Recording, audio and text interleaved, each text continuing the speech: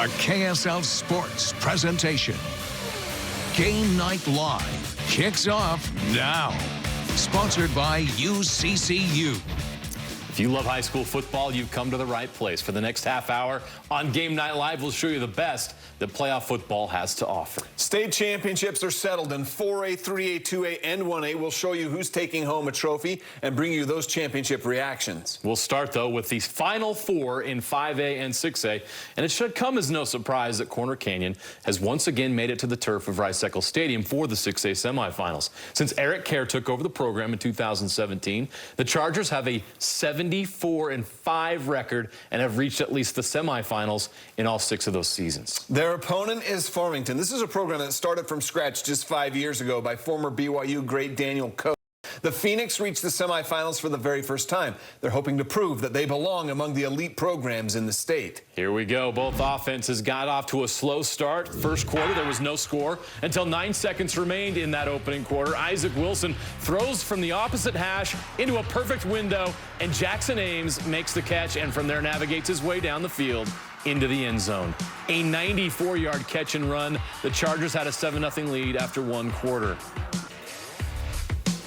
In the second quarter, the Farmington defense harassing Isaac Wilson again, the 3rd interception of the game, and it's a beauty. Dayton Runyon up over the top of the receiver to take it away. But on the next possession, Wilson has more positive results. The 21-yard touchdown to take care for a 14-0 lead. Next time down the field, Drew Patterson takes the snap, runs 15 yards for the 21-7 advantage. Under a minute to go in the half, Farmington showing signs of life with one of the best catches of the season. Ben Stuckey somehow comes down with this 29-yard pass from Easton White. Farmington trailed 24-14 at the half. Let's go to the third quarter where things escalated quickly. Both teams combined for 28 points. Farmington's offense came alive in the third. White to Mitch Nielsen for a big gain into the red zone. And then moments later, White hit Stuckey on the slant for a 3-yard touchdown. Phoenix dropped within 3, 24-21. Next drive, White goes deep to Stuckey again. He had 6 catches, 134 yards, 2 scores, and it sets up this wild sequence. Nielsen goes and gets it. Oh, cut on the deflection. Oh. Touchdown, Farmington. What? Yeah, don't worry. We'll show you multiple replays of this touchdown. Nielsen goes up to get the ball, but can't hold on. The ball's tipped in the air, and Dante Coates flies in and grabs it for the go-ahead touchdown. Farmington leads 28-24. But on the ensuing kickoff, sophomore kick returner Brighton Brady finds a lane, and he's off to the races down the sideline. He's going to house at 87 yards. Farmington led for just 14 seconds. Special teams massive in this game. Corner Canyon scores twice on special teams. BYU commit Owen Borg blocks a punt and scoops and scores. That gives Corner Canyon a 38-28 lead heading into the final quarter. So in that fourth quarter, Farmington, they're not out of it. They're down by 10 and driving, but that's when the ball comes loose. Farmington fumbles. Corner Canyon recovers. Corner Canyon's defense held Farmington scoreless in the final quarter. The sacks by Alex Tolis, one of 6 sacks by the Chargers defense, and then Wilson puts the game away, the 5-yard touchdown run. The Chargers are back in the title game with a 45-28 win. You know, we made plays on special teams, and then defensively we did a really good job. Offensively at times we played well, and that's just it. It's a team, especially with this group. They do a good job, and they play well together. The Bingham Miners have won 11 state championships in football. That's 7th most in the state's history across all classifications. But it's been 5 years since they last experienced that championship feeling. Their opponent in the 6A semifinals, Skyridge, another relatively new program that just started 6 years ago. Skyridge, though, has been to the semifinals 5 times in its 7 total seasons now, including each of the last 3. Bingham ate up nearly 9 minutes of the game's first drive, but nothing to show for it. Smith Snowden with the interception, and then he turns on that track speed that he has for a 95-yard return. That touchdown giving Skyridge a 7-0 lead. The Falcons' defense, they just smothered Bingham on the next drive. Skyridge held a 7-0 lead after 1 quarter. Second quarter, that Skyridge defense figured out how to stop the Bingham run game. Jacopo Malufau, number 47, with 3 TFLs and a sack. The Skyridge offense scored on their first 4 possessions. Hillstead to La'akea Kalama. He turns a short pass into a spectacular highlight. Shedding tacklers 45 yards into the end zone. 21-0 Skyridge with the lead. Bingham would finally get on the board with no time left on the clock, an untimed down. Instead of a field goal, they go for the touchdown and get it. What a spectacular effort from Dallin Martinez to get the ball to Carson Sudbury for the touchdown. Look at this. It was 21-7 Skyridge at the half. You know, Skyridge didn't take very long in the second half, though, to retake that 3-touchdown lead. It was just 2 minutes into the half when McKay Hillstead goes deep for Jace Doman. A 46-yard touchdown made it 28-7 Skyridge. Less than a minute later, Bingham matching that big play with a big play of their own. Martinez to Sudbury again, the second time in the game, and it's a 44-yard score to cut the lead to 14. Skyridge always had an answer, though. Tate Walker gives the Falcons a 35-14 lead heading into the final quarter. And in the fourth, Bingham trying to claw back into this. The defense would come up with a nice play. Hillstead's pass tipped by Bo Hamilton and intercepted by Charger Doty. But the Skyridge secondary had an even bigger day. 3 interceptions. Dalton Young ends that drive, and Skyridge puts a cherry on top of this victory. Another Walker touchdown run. Skyridge with less than 15 minutes of possession. Doesn't matter. They score 45 points and move on to the championship game. They'll get another shot at #1 Corner Canyon on Friday. It's going to mean a little bit more to go. If you go win next week, you get to go through Corner Canyon to do it. Yeah, I mean, it'll be a big game. You know, it's something we're obviously going to be ready for. We're going to prepare and, you know, be ready for a show. Skyridge and Corner Canyon are familiar foes in the state title game. Go back to 2018 where they met for the 5A championship. Corner Canyon won that game 31-14 behind some impressive performances on offense. Cole Hagan passing for 240 yards and 4 touchdowns. John Mitchell had 5 catches for 98 yards and a score. Noah Kerr, 3 catches, 2 of those were touchdown catches. And running back Austin Bell had 123 total yards and a receiving touchdown in Corner Canyon's championship win. Also, you might remember current Ute D lineman Van Fillinger had the Chargers' only sack of that game. All right, now to 5A. The Lehigh Pioneers are the defending 5A state champions, and during the course of the season, proved they are once again the team to beat. They have the longest current win streak in the state and enter the semifinals with a perfect 12-0 record. There is one other team in 5A with a 12-0 record. It was the Stansbury Stallions. And we got to see these 2 undefeated teams clash on the turf at Rice Eccles, a rematch from last year's semifinals. The first play of the game, Stansbury quarterback Ezra Harris trying to make a splash, but he's picked off by Lehigh's Cadian Sweat. And Lehigh would take advantage of the takeaway. Carson Gonzalez with an 18-yard touchdown to put the Pioneers on the board. Moments later, Sweat's at it again. Picks off Harris for the second time in the first quarter. And again, Lehigh would take advantage. Freshman running back Devon Eka patiently works his way to the 1-yard line. Sweat would score out of the Wildcat moments later to give Lehigh a 14-0 lead after 1 quarter. In the second quarter, it quickly became clear which team had all of the momentum. In the first play of the quarter, Jackson Brousseau to Makahavea. It's a 25-yard touchdown for a 21-0 Pioneers lead. 4 minutes to play in the half, and Brousseau with another touchdown pass, this time to Carson Gonzalez. Pioneers are up 28-0. Stansbury had trouble with the football game. Ezra Harris fumbles it away. That would lead to another Brousseau to Havea touchdown. Lehigh's up 35-0 at that point. So they played the second half with a running clock. After a quiet offensive third quarter, the Pioneers revisit the end zone in the fourth. Brousseau, his 4th touchdown pass of the game, a short one to Mays Madsen for the 6th touchdown lead. Lehigh pitching a shutout, 42-0 over Stansbury. The Pioneers heading back to the state championship game. And I'm so proud of what our defense did. I mean, that's a heck of a football club we played against, heck of an offense. I felt like that was going to be the key today, was how our defense matched up against their offense. And I'm just proud of the way we came out. And to be put in this position at this time, it's just a tremendous feeling for everybody. And I can't be happier for my team.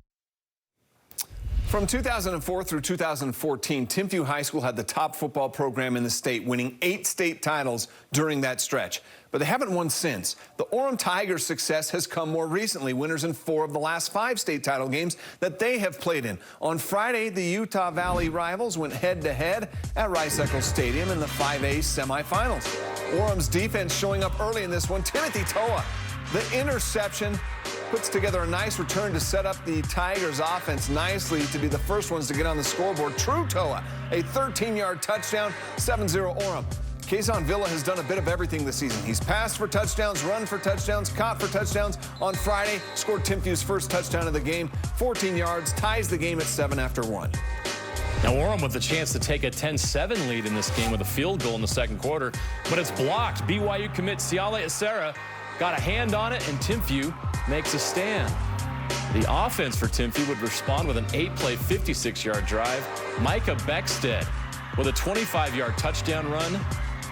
Walking into the end zone, Timpview led 14-10 at the half. In the third quarter, Timpview getting an injection of energy from Beckstead, one of the best players in the state, again, reeling off 2 more touchdowns. One from 42, another from 20 yards.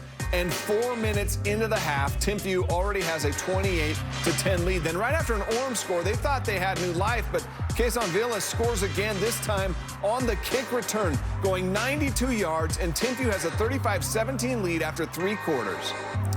Down 18, Orem tries to spark a rally in the fourth. Lance Reynolds the third to Roger Saliaponga. They connect on a 22-yard touchdown. 2-point conversion made it a 10-point game. But Timpview had an answer the entire game. They turned to Beckstead again. The offensive line, led by All-American Spencer Fano, dominated. Beckstead with 188 yards rushing, 3 touchdowns, plus 20 yards on that touchdown reception. The Thunderbirds are back in the 5A championship game, and they get another shot at Lehigh after a 17-point win. It was good just for the kids and, you know, what they've worked for this year.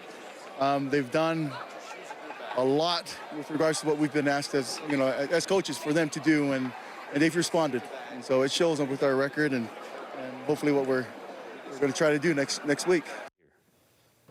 So we get a Lehigh-Timpview rematch. The two teams clashed in a Region 8 game back on October 6th. Timpview built a 16-7 lead, thanks in part to that 58-yard touchdown pass from Quezon Villa to Isaiah Vaya and an 85-yard touchdown run by Micah Beckstead. But Lehigh would rally down 24-21 with 90 seconds left. Jackson Brousseau finds Colton Tanner for the game-winning touchdown, one of the best games of the year. And now we get the sequel on Friday. Championship games in 4A, 3A, 2A, and 1A are coming up right after this. Back on September 2nd, Crimson Cliffs edged past Desert Hills by 7 points, a win that helped the Mustangs win the Region 10 title. But on Friday night, it was a rematch, and much more was on the line than just region bragging rights. It's the 4A state championship game between those two, that rivalry being played at Utah Tech. In the first quarter, Desert Hills' Noah Fuyaletelo finds Lincoln Holmes for the 8-yard touchdown at 6-0 Thunder. A little later in the first, Steele Barbin, he's going to go for the end zone, but Holmes is there on the defensive side. This time the pick to stop that scoring threat. End of the third, Bo Wall. The Wildcat run gives the Thunder a 16-0 lead. Crimson Cliffs looking for something here in the fourth quarter, maybe a little magic. Mason Toplian gets the Mustangs on the board, but too late for a comeback in this one. Holmes with a touchdown catch and 2 interceptions, and Desert Hills wins their 3rd state title. You know, we always talked about last year's in the rearview mirror. We had a great year. We got beat by 1 play to a good team, so we really weren't worried about that. This is about this year and about these kids, and I am so proud of these guys. Man, we started off a little bit shaky, you know, after the second or third game. Came together as a family and a group and started playing for each other. From the start, bro, we balled out. For 13 months, we've been practicing. I mean, these my brothers. These really my brothers. Let's go, baby. Now to 3A, Morgan and Juab have been on a collision course all season long. Both teams undefeated at 12-0, entering Friday's 3A state championship game. And they're not only undefeated, but they've demolished the competition. Juab's smallest margin of victory all year, 14 points. How about Morgan? 18 points. So we expected something special in this matchup. But Morgan took the mystery out of this quickly. First quarter, 7-3 Morgan. Nick Despain, a 29-yard pass to Gavin Turner. Goes up, makes a simultaneous catch with the defender. Tie goes to the offense, I guess. So second quarter, Despain's going to find Turner again. No controversy here. 46 yards to the house. We go to the third quarter. Despain's going to roll out. Tate Nelson is there for the 34-yard touchdown. Despain threw 6 touchdowns in a title game. How about that? 3 receivers with 2 touchdowns each, and Morgan blows out Juab for the state title. I'm just so happy for the kids and all the work. You know, it paid off. You know, great group of kids, great group of coaches. You know, the time and the effort, everything. Okay, they finally got paid off. So proud of them.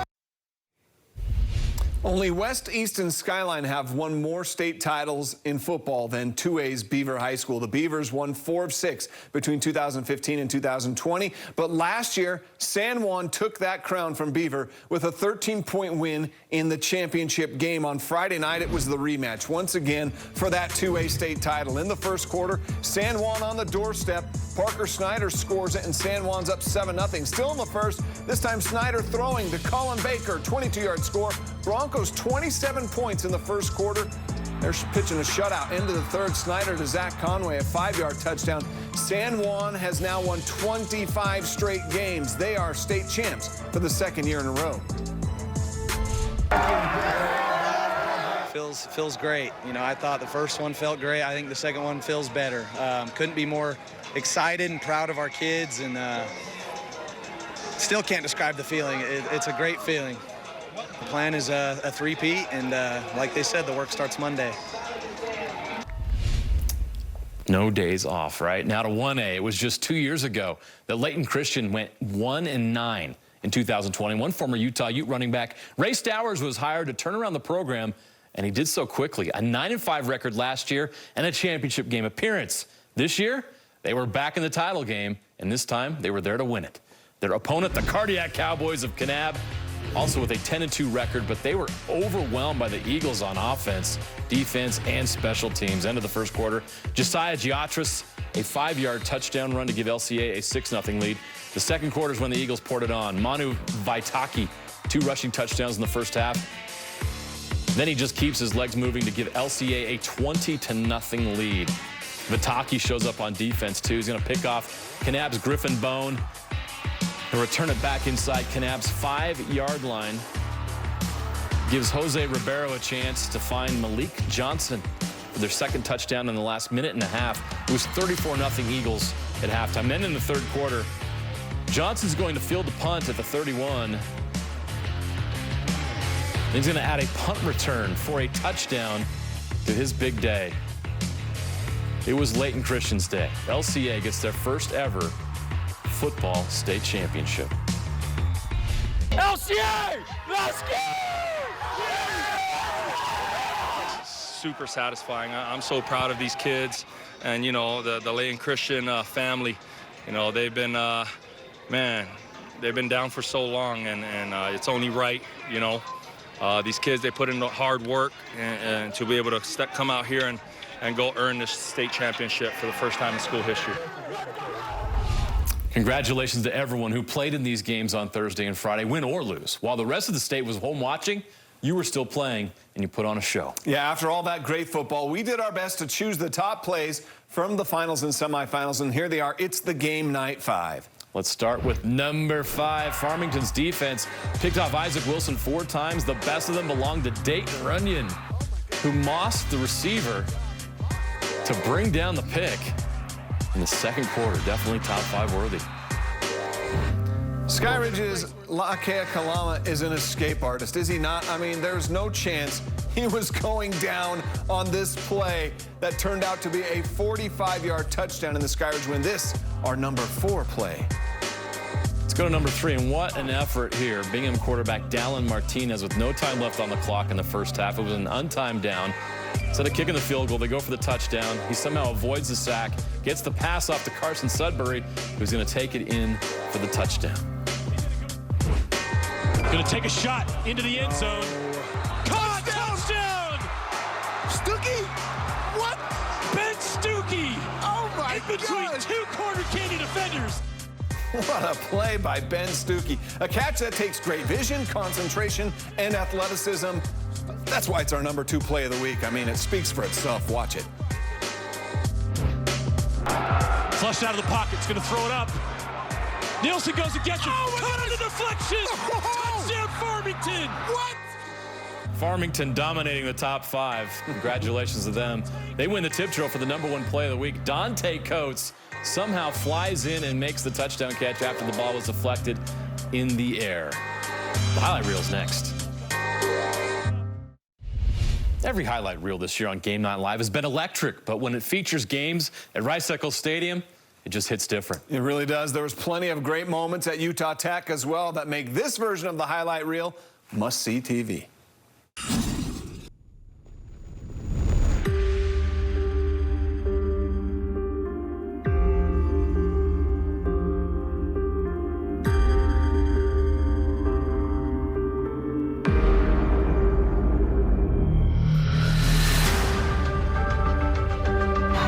For this moment, baby! Oh, this moment!